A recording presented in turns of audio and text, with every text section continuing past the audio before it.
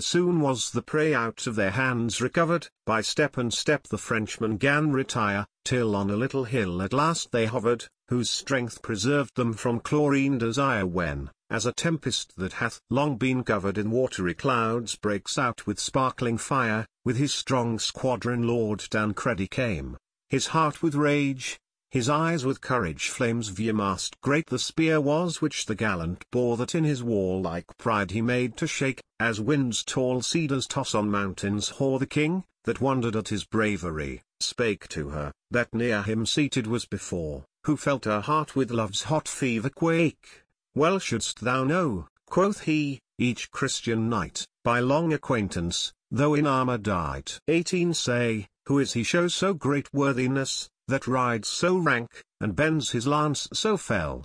To this the princess said nor more nor less, her heart with sighs, her eyes with tears, did swell, but sighs and tears she wisely could suppress, her love and passion she dissembled well, and strove her love and hot desire to cover, till heart with sighs, and eyes with tears ran over Zix at last she spoke, and with a crafty sleight her secret love disguised in clothes of hate. Alas, too well, she says, I know that night, I saw his force and courage proved late, too late I viewed him, when his power and might shook down the pillar of Cassino's state. Alas what wounds he gives!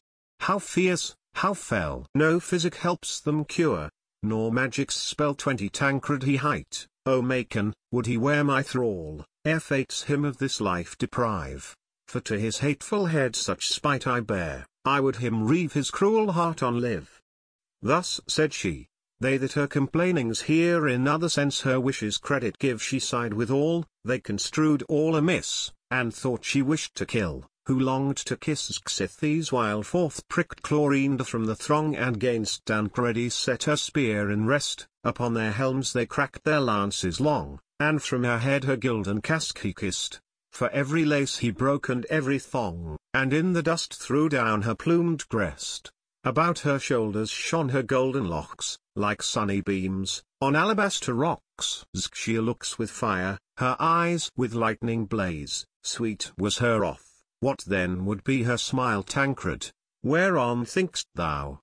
What dost thou gaze? Hast thou forgot her in so short a while? The same is she, the shape of whose sweet face the god of love did in thy heart compile, the same that left thee by the cooling stream, safe from sun's heat, but scorched with beauty's beam. Xia the prince well knew her, though her painted shield and golden helm he had not marked before. She saved her head, and with her axe well steeled assailed the knight, but her the knight forbore, gainst other foes he proved him through the field.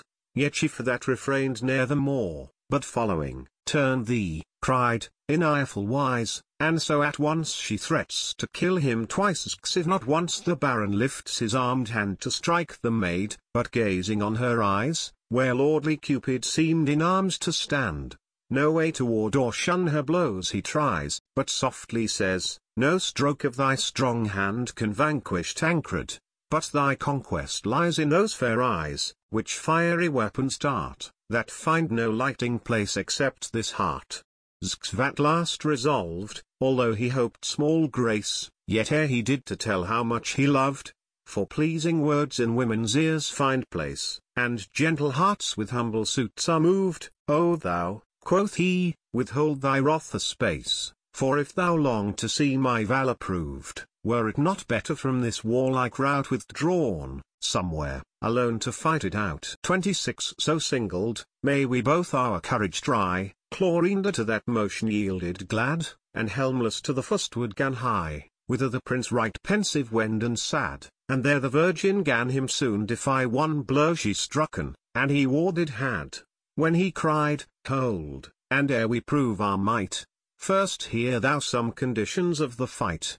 Xfish stayed, and desperate love had made him bold, since from the fight thou wilt no respite give, the covenants be, he said, that thou unfold this wretched bosom, and my heart outdrive, given thee long since, and if thou, cruel, would he should be dead, let me no longer live, but pierce this breast, that all the world may say, the eagle made the turtle dove her prey.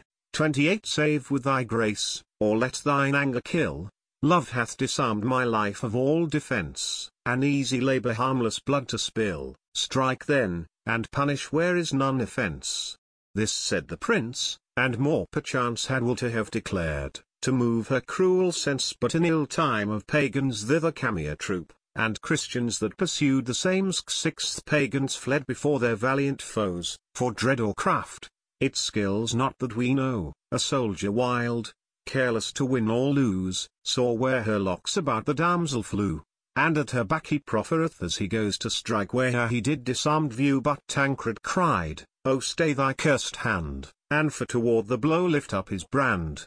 But yet the cutting steel arrived there, where her fair neck adjoined her noble head. Light was the wound, but through her amber hair the purple drops down railed bloody red. So rubies set in flaming gold appear. But Lord Tancredi, pale with rage as lead, flew on the villain, who to flight him bound. The smart was his, though she received the wound,